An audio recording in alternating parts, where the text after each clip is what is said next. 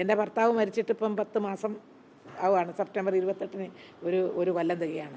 ഈ സന്ദർഭത്തിൽ മറ്റൊരാളുടെ ഭാര്യയായിട്ട് ഞാൻ പെൻഷൻ വാങ്ങുന്നു എന്നെല്ലാമുള്ള ഒരാരോപണം വന്നു കഴിഞ്ഞാൽ അത് കുടുംബത്തിൽ എത്രമാത്രം പ്രത്യാഘാതം മാനസികമായിട്ടുണ്ടാക്കും.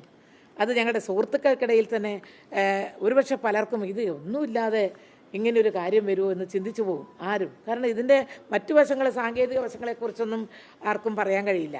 പലരും അങ്ങനെ ചിന്തിച്ചു പോകും. ഞാനായാലും ചിന്തിച്ചു പോകും, ഒരാളെക്കുറിച്ച് ഇങ്ങനെ വരുമ്പം ഇങ്ങനെ വെറുതെ എഴുതുമോ.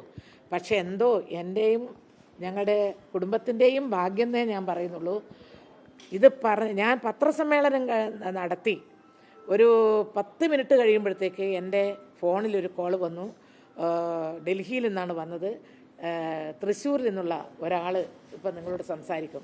അപ്പോൾ നോക്കുമ്പോൾ എൻ്റെ പാർട്ടിയുടെ ഒരു മെമ്പർ തന്നെയാണ്.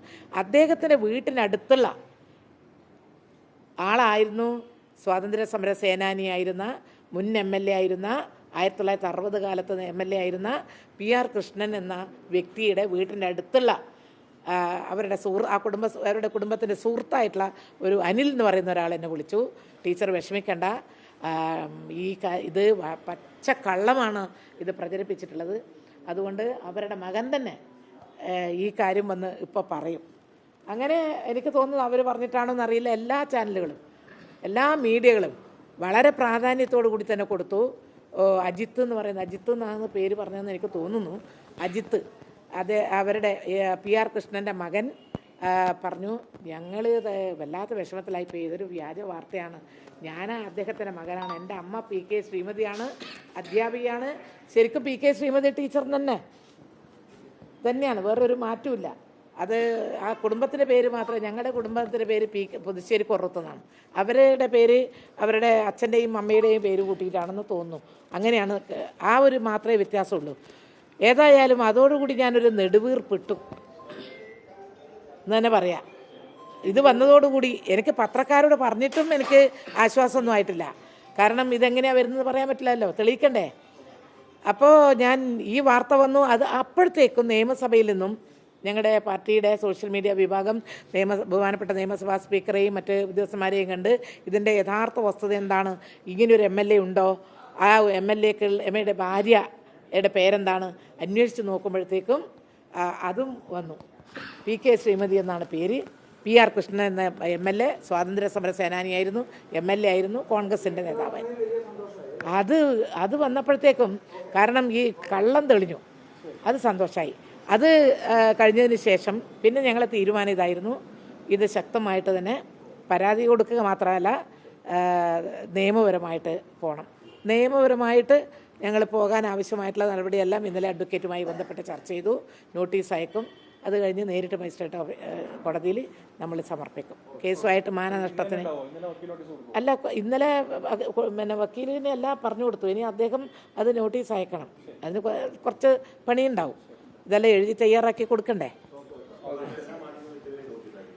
എല്ലാ മാധ്യമങ്ങൾക്കും എതിരെ തന്നെയാണ്. ഇതിൻ്റെ ലഗ്നം എന്ന് പറയുന്നത് ജനം TV ആണ്. ജനം TV ആണ് ഈ ഒരു വാർത്ത ഈ രൂപത്തിലേക്ക് കൊണ്ടുവന്നത്. അത് കണ്ടിട്ട് അതിൻ്റെ ഒരു 10 ഇരട്ടിയാക്കിയിട്ട് മറ്റ് ചാനലുകളും കൊടുത്തു.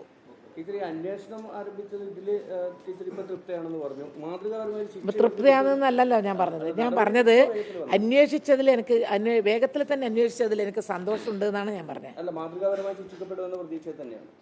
അതൊന്നും ഇപ്പം എനിക്കൊന്നും പറയാൻ പറ്റില്ല. കാരണം എന്താണെന്ന് പറഞ്ഞാൽ ഇതുപോലത്തെ നിരവധി കേസുകൾ നിങ്ങൾക്കറിയാലോ.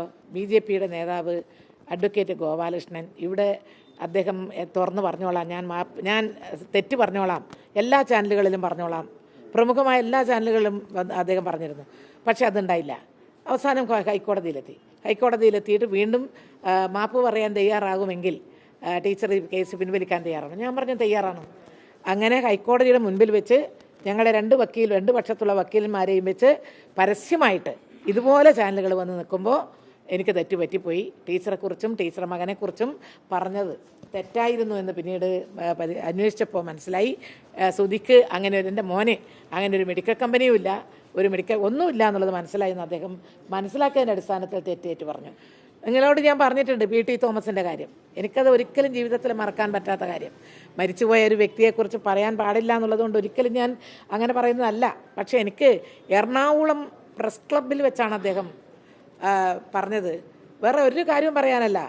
അദ്ദേഹം കോവിഡ് കാലത്ത് ഓക്സിജൻ കിട്ടാതെ വിഷമിക്കുന്നൊരു ഘട്ടത്തിൽ കുഞ്ഞുങ്ങൾ മരിച്ചു വീഴുന്നു. പക്ഷേ മുൻ ആരോഗ്യമന്ത്രി പി.കെ. ശ്രീമതി ടീച്ചറുടെ മകൻ സുധീറിന് ഒരു ഓക്സിജൻ പ്ലാന്റ് പ്രവർത്തിക്കുന്നുണ്ട്, കരിഞ്ചന്തയിൽ വെക്കുകയാണത് വിൽക്കാതെ, അത് എന്ന് പറഞ്ഞിട്ടൊരു ആരോപണം ഉന്നയിച്ചു. ഞാൻ അപ്പം തന്നെ അത് നിഷേധിച്ചു. ഞാൻ എന്നിട്ട് തളിപ്പറമ്പിലുള്ള നമ്മുടെ വക്കീലിനെ കണ്ട് കേസ് കൊടുക്കാനുള്ള എല്ലാ ക്ലിപ്പിങ്സും എല്ലാം എടുത്ത് കോപ്പിയും കൊടുത്ത് പയ്യന്നൂർ കോടതിയിൽ സമർപ്പിച്ചു. എന്നിട്ട് കേസ് എടുക്കാൻ പോകുന്നു എന്നൊരു ഘട്ടം വന്നപ്പോൾ അഡ്വക്കേറ്റ് പറഞ്ഞു, നമ്മുടെ MLA പി ടി തോമസ് വളരെ ഗുരുതരമായിട്ടുള്ള ഒരു അസുഖം ബാധിച്ച് കിടക്കുകയാണ്, നമ്മളിപ്പോൾ അത്. ഞാൻ പറഞ്ഞു, എന്നോട് ചോദിക്കുക വേണ്ട, അങ്ങനെ അസുഖമായിട്ട് കിടക്കുന്ന ഒരാൾക്കെതിരെ എനിക്ക് എത്ര ഡാമേജ് ആയിപ്പോയാലും ഞാൻ കേസ് കൊടുക്കാൻ ഇപ്പോൾ തയ്യാറില്ല, അതുകൊണ്ട് അത് പിൻവലിച്ചോ എന്ന് പറഞ്ഞ് പയ്യന്നൂർ കോടതിയിൽ നമ്മളത് തൽക്കാലം സ്റ്റേ ചെയ്തു. പിന്നെ അദ്ദേഹം മരിച്ചുപോയി. ആ കേസ് പിന്നെ ഞാൻ കൊണ്ടുപോയിട്ടില്ല.